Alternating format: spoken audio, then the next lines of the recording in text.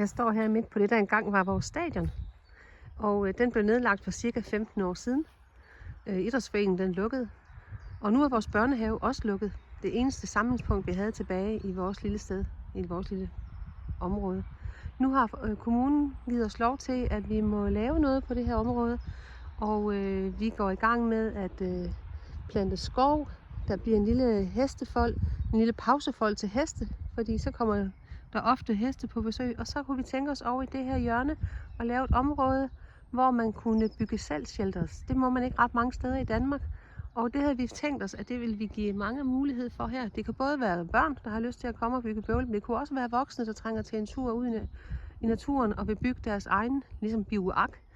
Og vi kunne tænke os, at i den forbindelse lå et lille hus der, som var vores sted, og som måske havde et sted, hvor vi også kunne låse nogle ting inde, som man så kunne få lov til at låse ud, hvis man havde behov.